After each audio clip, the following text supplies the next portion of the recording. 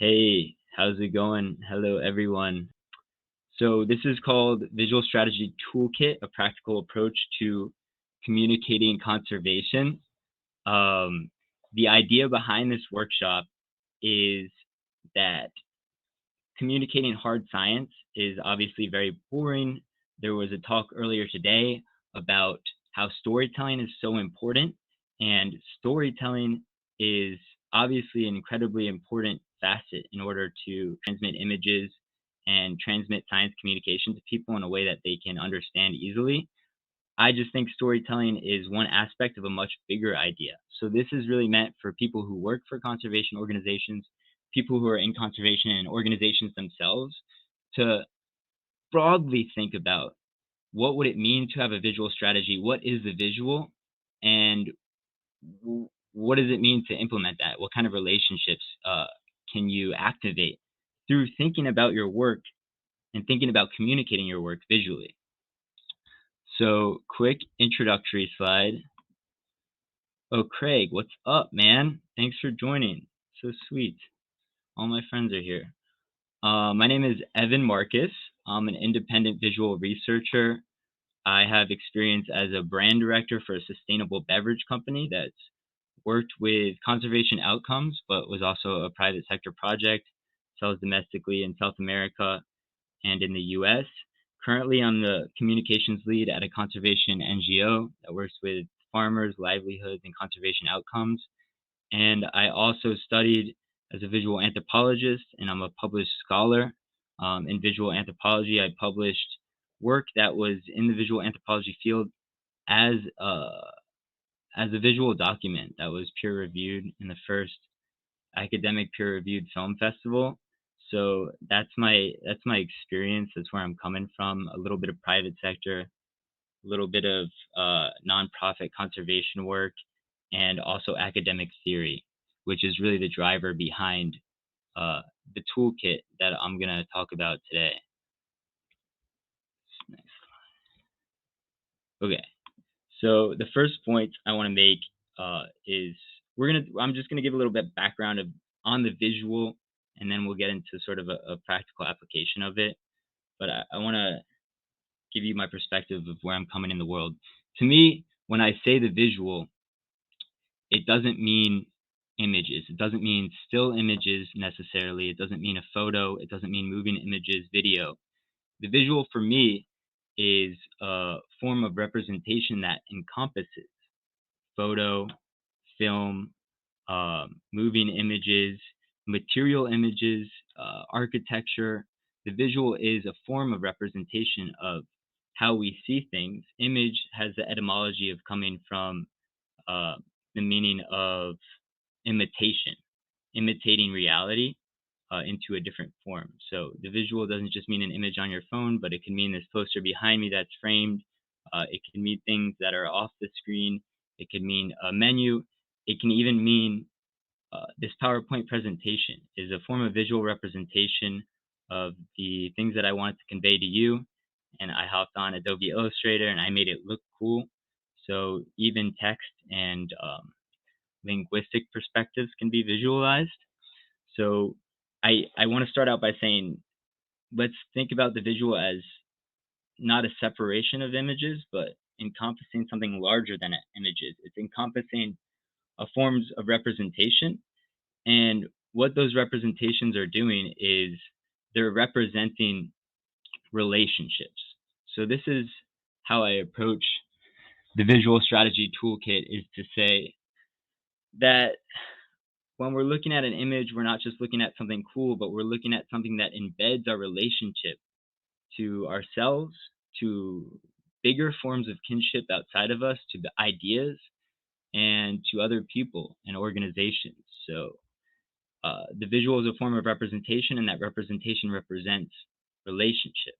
Those relationships can be technology, culture, landscapes, society, economy, aesthetics, but most of all, for conservation organizations and people working in conservation, to other people.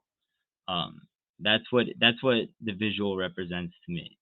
I drew this little awesome graph. I think it came out really cool. The x-axis, the horizontal, is the length of human history, and the y-axis, the vertical, is the number of images produced, circulated, and consumed. So the first icon you see on the PowerPoint presentation is a really old camera. I try to find an icon of a super vintage camera. Image production from our earliest time, humans were always creating images tens of thousands of years ago. There's cave paintings, there's forms of representation of relationships between people and the environment. What activities were people doing? Hunting, gathering, uh, being in relationships with each other.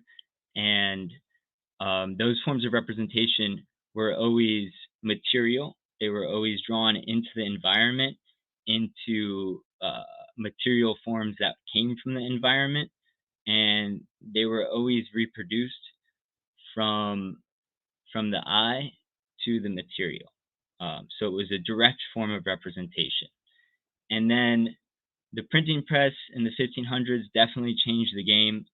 People were able to reproduce images, mostly text-based images, at a much more rapid rate, tenfold than they had before by hand. But I'm starting my graph basically at the time where I think things really kick off, and it's about the time climate change starts.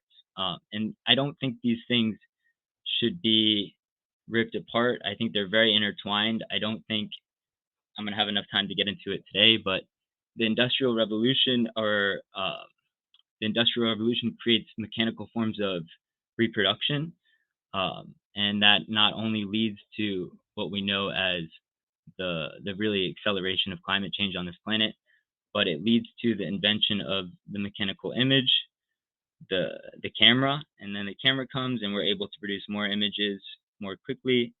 Then the TV comes, we're distributing images much more quickly. Then I put a zero. I found an icon of a Xerox, which is pretty cool. That comes around 1959, and that creates massive reproduction of images. Then we have the computer, of course, the personal computer in the 90s starts to be distributed much more widely in people's houses. And eventually the iPhone, you see it exponentially increases the curvature of image production in human history. So the point I'm trying to make with this is, I wish I could go into it way deeper, but the really basic point I'm trying to make is that our relationship to the visual has changed dramatically within the last 5 years, albeit the last 10 years, 15 years, 20 years, and it's increased at an incredibly rapid rate.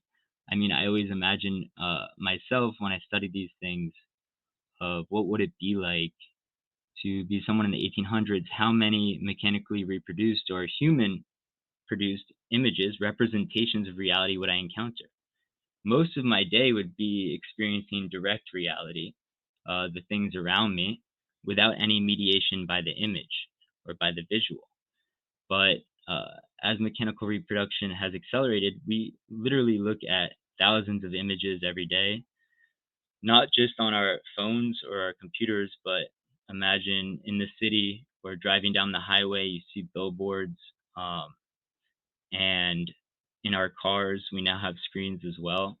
So we're very much living in a time where we have to take into take into account that uh, our visual field as human beings is so deeply mediated by the proliferation of images, or the root of images, imitations of reality, representations of reality. So I like to start the toolkit or the talk off with this, just to create a baseline and say, hey, this really mediates our interaction with the environment, because we're seeing most of our environment, not only the built environment but the natural environment, mostly through mediated images, which have proliferated endlessly, and that creates certain restrictions on how we're able to experience the environment. But it also creates these unbelievable possibilities, I think, for in a practical way, for conservation organizations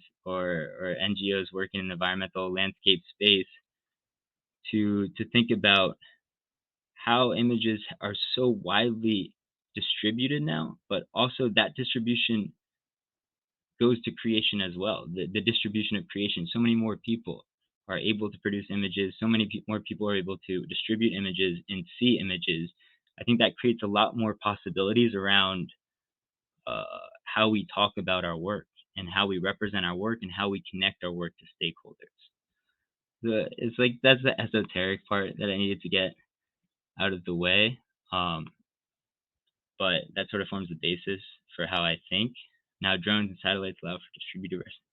Yeah, and AI is creating images as well all the time. So, I mean, my graph doesn't even really go up to the present, as Bridget pointed out. Uh, we have massive data sets of imagery available through satellites and drones. Now AI created imagery. I know there's a couple cool startups that recently got funding by using AI to count carbon. I don't even know, but I know there's startups using AI imagery to find conservation outcomes. But this is more practical. This is I'm going to get to the part where it's like, okay, as an organization, how do we incorporate visual thinking into our daily communications? Because all organizations need to talk about their work, and they need to talk about their work to internal stakeholders, staff, employees, communities that work with the organization. They need to communicate their work with lateral stakeholders, or what I call lateral stakeholders would be partners or facilitating organizations, funders, and external people who benefit from the work, or people in the conservation space who are just interested in learning about the work, colleagues who are interested in sharing the work, like we are doing today at World Rainforest Day. And so relationships are, or to go back, just to summarize, the visuals are not images, they're forms of representation, and those representations are embedded with all sorts of relationships, both to ideas, to larger kinship networks, but also to individuals and organizations. And it's those relationships that are embedded in the visual that can help guide strategy. So who is your stakeholder network? And that question is meant to be answered, and that answer will become the foundation of a visual strategy. So in order to start thinking about a visual strategy, instead of saying, or my approach at least, is instead of saying, what stories do we want to tell about our work? I think a different perspective that I'm bringing, or a different approach that I propose, is to say, who are our relationships? And what do those relationships look like? And that can be a really powerful prompt to generate a visual strategy, or more practically content that might be more meaningful than just saying, what stories do we want to tell? So I think that visual strategy is thanks, yeah. I think visual strategy is very interesting. I think inevitably I'm gonna present my practical 1 through 5 step toolkit in the next 5 minutes, but I just wanted to start on the other end. Like, I think strategy is interesting to talk about. Hey, what's our visual strategy? Let's think about who our stakeholders are. Let's think about who our relationships are, and that can sort of guide the strategy of not only what content we're generating, but where are we talking, who are we talking to, what channels are we using to talk. But I'm going to start from the reverse. I'm going to start with an image and work back just to show you the process. So this is a photo I took of a goldenberry farmer that works in regenerative farming with an organization I've worked with in Ecuador. And the cool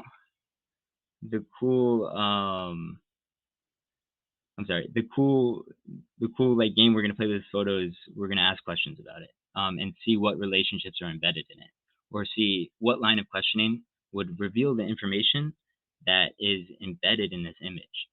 So this is a photo of a goldenberry farmer, and the questions we can ask are who, what, when, where, why, how. Very basic questions. And the answers we can get are who. Well, this is an individual.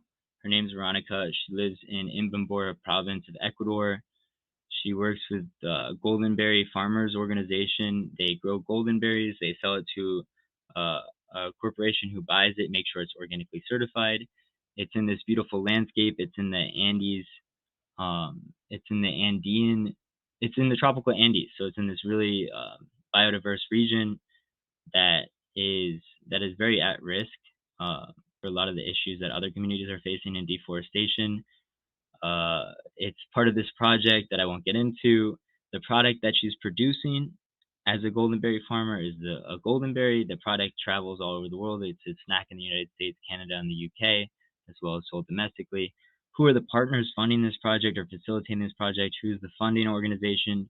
Who's the end consumer, etc.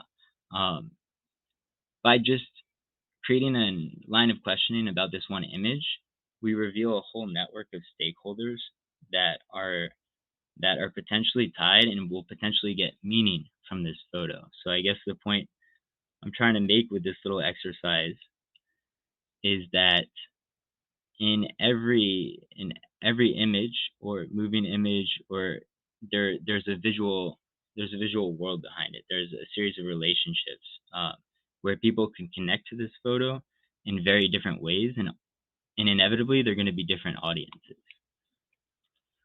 So we just drew out the relationships that are embedded in this photo, or that are potentially embedded in a photo or any image, really. This was just an example I'm using because I thought it was a cool photo, to be honest.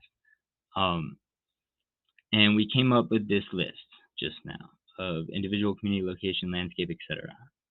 And those relationships can also be considered audiences as well. And those relationships or audiences not only exist in the work that we do as conservation organizations, but they also exist in different channels. How are we communicating with these stakeholders? Each communication channel or platform is different. Sometimes they overlap, but um, that could be traditional media. For stakeholders like funders or board, we're communicating with them sometimes only through the annual report or impact statements if we work with corporate organizations. Um, we we interact with external stakeholders and internal stakeholders alike through Instagram, Facebook, LinkedIn, through our website, through blogs, potentially through film festivals. There's a large list of different places where these relationships exist. So to just follow my logic, it's like all images or all visuals have a relational world behind them, and those relationships exist in different places. Often those places are digital. Obviously, social platforms are the most engaged platforms on the planet, but sometimes they're siloed into specialty communications like annual reports or quarterly newsletters. So this is just sort of uh, me trying to show a revelation of the ways in which uh, our visual strategy can guide content creation through creating a context based on the relationships that are embedded in the visual world. So I kind of like I like talking about theory. I hope it wasn't too confusing. But basically, there's a practical application for my kooky ideas on the visual world and the visual strategy is that um, because I look at images as a series of relationships or uh, things that materially embed our connections to other people, and those are kind of clues in which we can learn how to talk about our work more effectively. Inevitably, that's the goal of communication. I've developed a practical approach that's map, audit, create, distribute, and engage. So that practical approach is to map our organizational stakeholders. I often do that visually through a stakeholder map. If you Google it, there's a lot of good examples. And then map that onto an Excel sheet as well, and say, hey, who are we working with? You can divide them into different categories: funders, partners, communities, individuals on our staff, different departments in our organization if you're big enough, media that we've come in contact, interns who have been with us. Map literally everyone you could think of, researchers who have joined us, even if it's for a 2-week period or something like that. journalists that have come through and covered our work, filmmakers, people you've interacted with, people on your subscribers list. Map out all the people who are involved or who have had interactions with your organization, categorize them, and also look at where they exist. Do they have an Instagram handle? Um, do they have a LinkedIn presence? Do they have a blog? Are they a journalist for a certain newspaper? Do they have a website? What other organizations do they work at? How are they talking about their work visually? And that's eventually, through that mapping process, you get to see the visual culture of your network. Where are people talking about different things? One insight I had recently on this type of mapping project was to actually see that uh, a lot of the farmers that we were working with only existed on or only had profiles on Facebook. So uh, sharing their photos when we went out to communities to get photos of the field to present in annual reports and stuff. As an anthropologist, it was my prerogative to make sure those communities also got the photos as well and were able to enjoy them. And it turned out they were super active on Facebook, but no one else was. Facebook isn't as a highly engaged place as Instagram or TikTok is, but specifically for this demographic of farmers in the Campo of Ecuador, they were highly active on Facebook. So we would selectively share photos, group photos of the farmers, and make sure they were tagged on Facebook. And it was like we realized that's where we could reach them. And then we started communication bulletins through Facebook groups that we created on um, on Facebook because we realized that's the most effective place for that specific audience. And then, as probably a lot of people here know, like conservation conversations amongst people working in that space are highly active on Twitter, maybe less so on Instagram. For me, I found Instagram is a cool place for a more general audience. LinkedIn has its own benefits as well. It's a highly active place. Uh, and as you map out your stakeholders, you come to realize that some people you're communicating with, some organizations you're communicating with only on one channel, some multiple channels. And you realize each audience has a specific place where you could reach them more effectively. And that sort of guides what content you're putting onto each channel. The step two in my process would be to audit your existing archives. This is sort of like a boring thing that everyone knows they need to do, but as someone who's consulted organizations in the past, I highly recommend it. Figuring out what visual assets you have already, organizing them, and making sure they're in folders ready to go if you ever get a media inquiry or if a partner organization needs something for a report or to put on their website. This is a problem I encounter all the time. And if you know what you have available, then that will guide creating new content as well. You can create a shot list of what you don't have to sort of get those core visual assets that you need. But that can only happen once you fully audit what resources you have available to you to share and to create new content. Step three would be to actually create new content. Number four would be to distribute that content through relevant channels, and that would go back to the mapping your stakeholders and saying, hey, who are we working with? On what projects are we working with these people? And where do they like to receive information best? Where are their followers more active?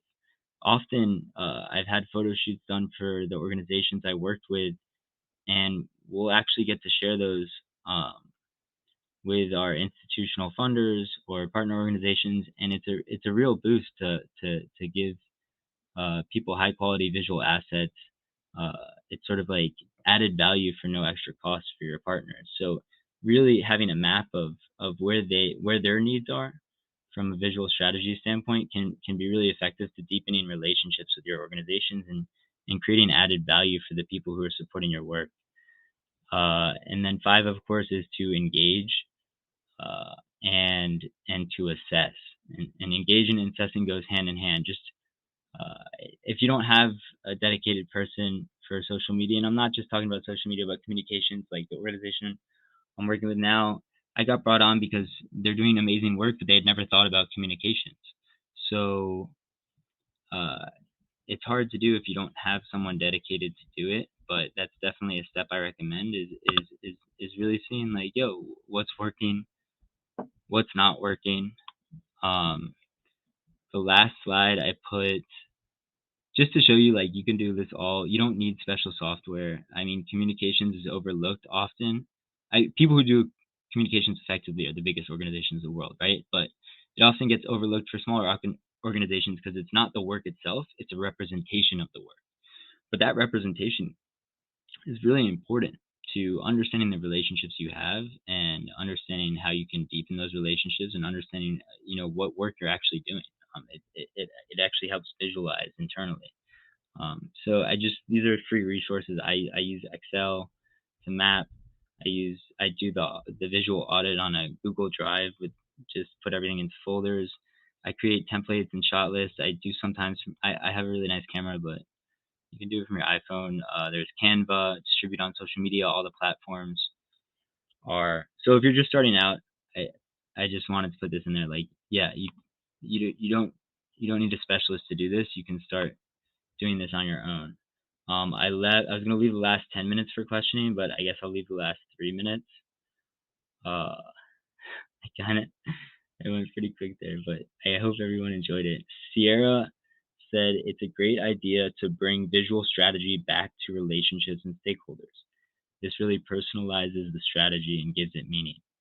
Did you ever bring an organization's purpose why statement into this process? Yes, that's a great question. That's part of the audit process, or that's part of the. I guess it's not part of the visual audit process, but that is the first thing I did with the organization that I'm working with now, that I'm consulting with, is uh, we. I think the good part about thinking about a visual strategy is you think about, okay, wait, what content are we getting? Where are we going to put this content? And inevitably, uh, the answer for this specific scenario was like, okay, well, the first thing we need, actually, our annual report is coming up. We need to get these shots that we're missing that we don't have in our archives. We haven't visited this community. And the first major communication channel was an annual report. And part of that was we have an old purpose statement. Um, we have an old value statement, and it kind of integrated nicely with the visual strategy consultation I was doing, is saying, hey, why do you need a visual strategy? Well, we need nice pictures for our annual report, which is due next month. And we're looking over the structure of the annual report, and we're saying, hey, we need to overhaul the mission statement. We need to overhaul the value statement. So for me, it was an integrated process, but I do like using this approach to. I mean, in a very practical way too. The stakeholder map that I made, I also included a column of every mission statement and every tagline, or I don't know, the purpose statement, like the 1.5 sentence mission statement, like the short version. And that was part of it. Like next to the Instagram handle, I put what was their bio on Twitter or Instagram, which is like their purpose statement. And that spurred the conversation of saying, hey, these people are talking about their organization as we, or in the third person as the Nature Conservancy, or just looking at the different ways all our stakeholders were talking about their organizational mission side by side, because it was part of the audit of their social media feed. So yeah, I think it's deeply integrated. Is like, once you visualize and map out your stakeholders, you get a lot of information to play with. And one of those things is often, like, how are they talking about themselves? Because a lot of the copywriting for organization ends up in their various platforms for communication. Awesome question. Thank you. Does anyone else have any questions? Okay. Well, if no, thank you so much for coming to my presentation. If you have any questions, I have my profile, and in my profile is my LinkedIn. and that's my email. Feel free to reach out to me. This is definitely something I'm super passionate about. So, Nia and the whole World Rainforest Day, thank you for giving me the space to talk about my passion, and I hope this was useful to everyone. Denny, thank you so much for facilitating this, and I'm gonna leave you to the next talk. Thank you so much, everyone.